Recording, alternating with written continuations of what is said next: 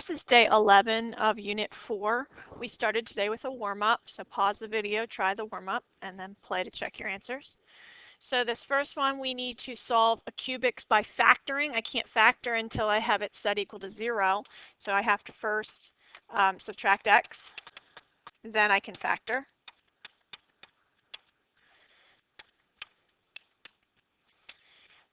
So then I have difference of squares. And I have three solutions: x equals 0, x plus 1 equals 0, which means x equals -1, x minus 1 equals 0, which means x equals +1. So 0, 1, and -1 are the three solutions. Factoring completely, grouping. So GCF x squared times x minus 2, copy the x minus 2. -36 times the quantity x minus 2 gives me -36x plus 72. So the GCF is x minus 2 between these two terms. And I'm left with x squared minus 36, which factors into x minus 2, x plus 6, and x minus 6. And that's my final answer. Lastly, to have two imaginary solutions, b squared minus 4ac has to be less than 0. So k squared minus 4 times 2 times 2 has to be less than 0, which means k squared minus 16 has to be less than 0, which means k squared has to be less than 16. Square root of each side. Absolute value of k is less than 4. So k is less than 4 and k is greater than -4, or I can write that as one long inequality. Whoops, that's a 4. So -4 is less than k is less than +4. Either of those is fine. And number line, -4, +4, they should be open points, and everything in between should be shaded.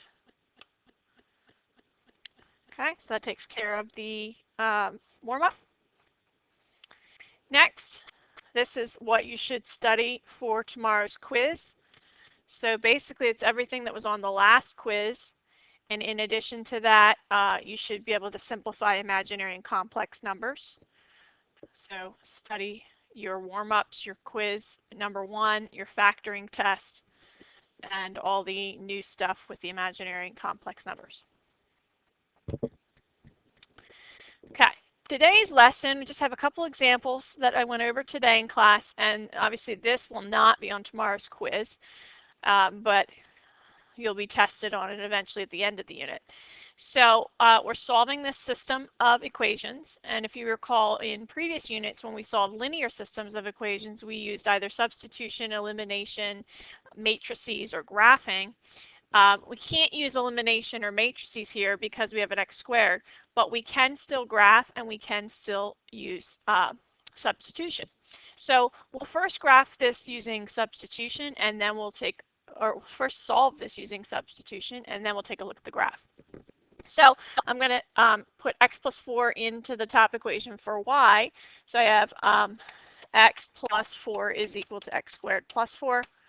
And then I want to solve that, so I want it set equal to 0. So I'm going to subtract x and subtract 4. So that should give me x squared minus x equals 0. So now I have a quadratic equation that's set equal to 0. My options are to factor this or to use the quadratic formula or complete the square. Can't use square roots here. Of those, the easiest would be factor, so I'm going to factor an x out.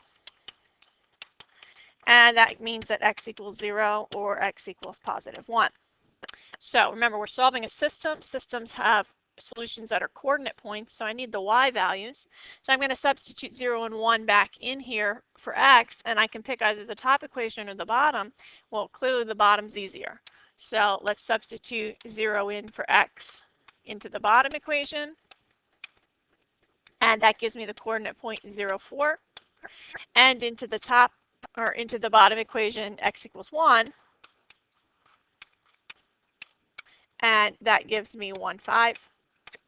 So now I'm going to graph these, and I'm going to hopefully see that they intersect at those 2 coordinate points. So draw yourself a quick sketch here. So I know x squared plus 4 is going to be a parabola shifted up 4. So I'll put the vertex, and then I'm going to rise 1 and run 1 and draw in my u. And then drawing the line also has a y-intercept of 0, 4 and a slope of 1, rising 1, running 1, rising 1, running 1 again, down 1 to the left 1, and I have my line. Kind of hard to tell, but they do have 2 points of intersection, and the one is at 1, 5, and the other is at 0, 4. Okay. Next, let's try this one. We're going to use the same approach. So we're substituting x minus 1 in for y. So subtracting x and adding 1 gives me x squared plus 2x plus 5 equals 0. So I have a quadratic equation set equal to 0. So I can check first for factoring. It doesn't look like this factors. Factors of 5 don't add to 2. So factoring's out, square roots is out because we have an x. So I can either solve this by completing the square or the quadratic formula. So take a moment, pause the video, pick whichever you'd prefer, quadratic formula or completing the square, and solve for x. So I'm going to use quadratic formula here.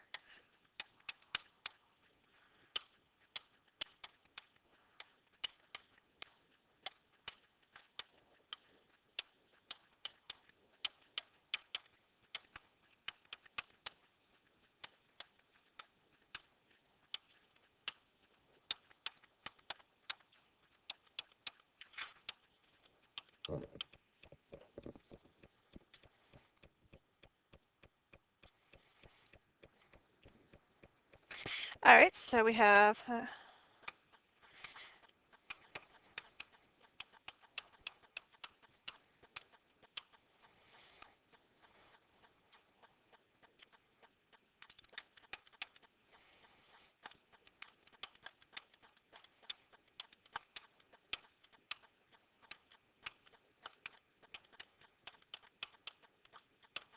so those are the x values, -1 plus 2i and -1 minus 2i.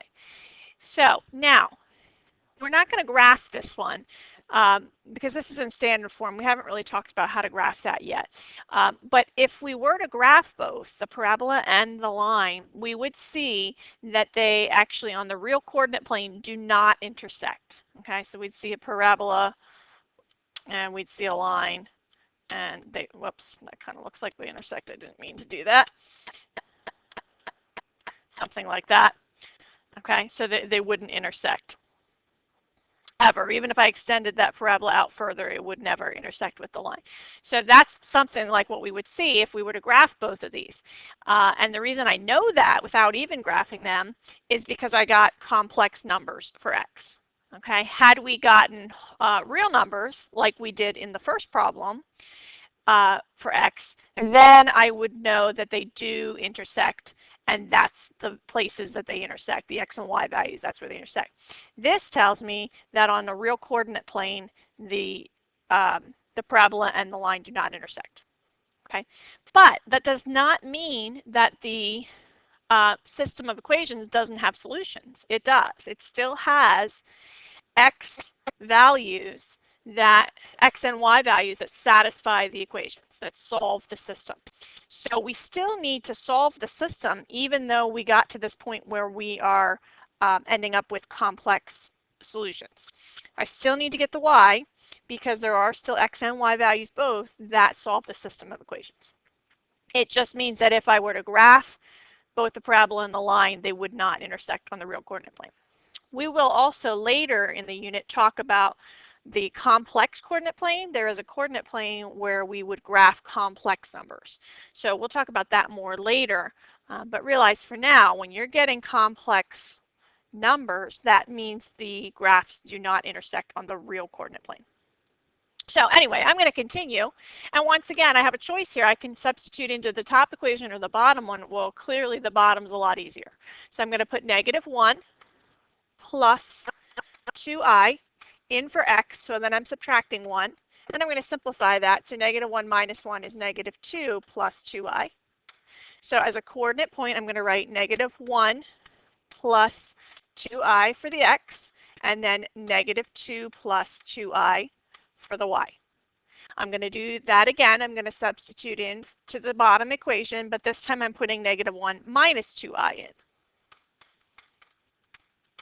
And I'm supposed to subtract 1, which gives me -2 minus 2i. So as a coordinate point, -1 minus 2i, -2 minus 2i. And those are my two solutions. Okay, now be careful when you're writing those coordinate points, you have to write them separately. So -1 plus 2i, -2 plus 2i, -1 minus 2i, -2 minus 2i. You can't just write -1 plus or minus 2i, -2 plus or minus 2i. You cannot do that, okay? Because if you do that, it's unclear whether the plus 2i goes with the plus 2i for x and y, or if the plus 2i goes with the minus 2i, or vice versa. So you can't write it that way. You have to write them out as two separate coordinate points. Okay, that's it for examples for today. So your homework is to study for your quiz and complete page 23 and worksheet number 3, just the odds in your worksheet booklet.